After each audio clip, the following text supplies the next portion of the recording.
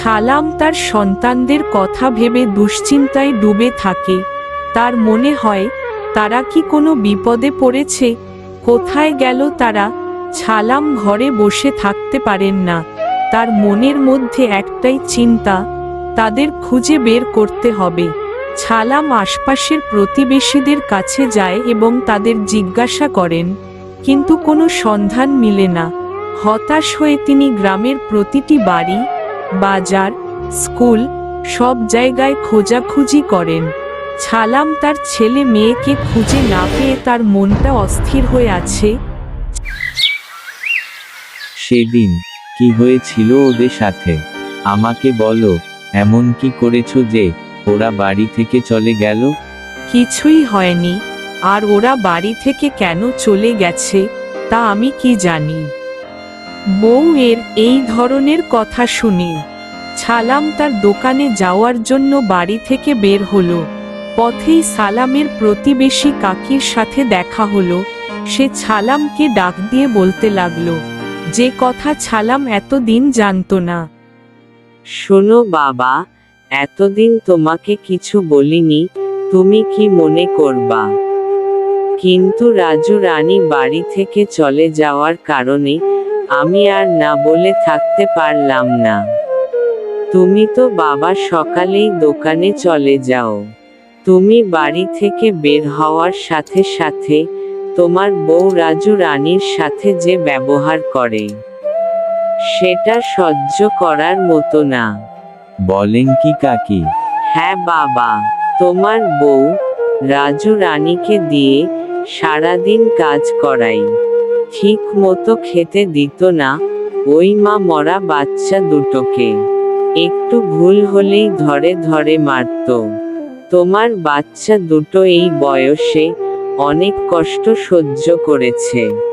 জানি না সেদিন কি হয়েছিল, যার জন্য বাড়ি ছেড়ে চলে গেল। তবে এতটুকু জানি, সেদিন রাজু থালা বাসন ধুইতে গিয়ে একটা চামচ পানিতে পড়ে যায়। তার জন্য তোমার বউ যেভাবে রাজুকে মারছে, তা সহ্য করার মতো না। ওদের সাথে এত কিছু হয়েছে, আর আমাকে ওরা কিছুই বলল না কেন রে বাবা? আমি তো তোদের বাবা, আমাকে তো বলতে পারতি। তোমাকে হয়তো ভয় কিছু বলে নাই। আমার কাছে ওদের আবার কিসের ভয়? আছে রে বাবা, অনেক কিছু বুঝার আছে। মামোরা বাচ্চা দুটো, ওরা তো মায়ের ভালোবাসাটুকু পায়নি। সব সময় ভয়ে ভয়ে দিন পার করছে। আর তুমিও তো বাবা ওদের ঠিক মতো খোঁজ খবর নাওনি। কাকি, আমি যে অনেক বড় ভুল করে ফেলছি। আর সবচেয়ে বড় ভুল করছি আবার বিয়ে করে। কাকি, না বাবা, এটা তুমি ভুল করনি। তুমি তো তোমার সন্তানদের ভালোর জন্যই বিয়ে করেছো।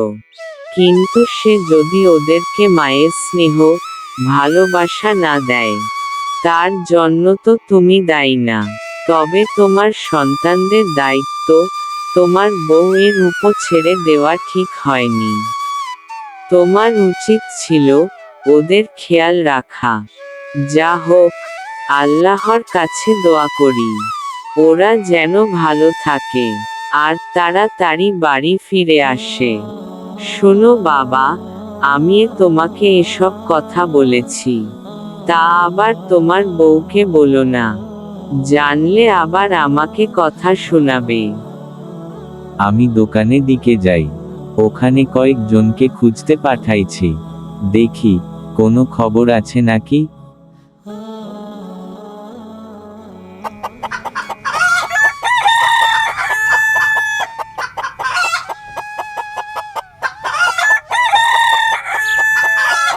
ভাই, দাদি তোমারে ডাকে।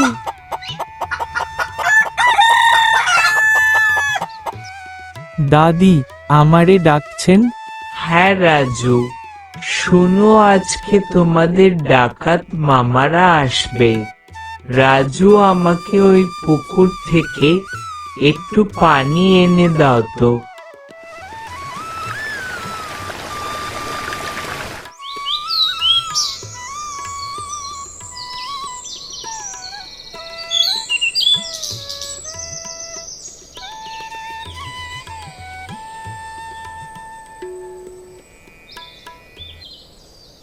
শীঘ্রই পরবর্তী পর্ব নিয়ে হাজির হচ্ছি। তাই যারা এখনও সাবস্ক্রাইব করেননি এখনই সাবস্ক্রাইব করুন এবং পাশে থাকা বেল বাটনটি অন করে নোটিফিকেশন পেয়ে নিন। কোনো নতুন কন্টেন্ট মিস করবেন না।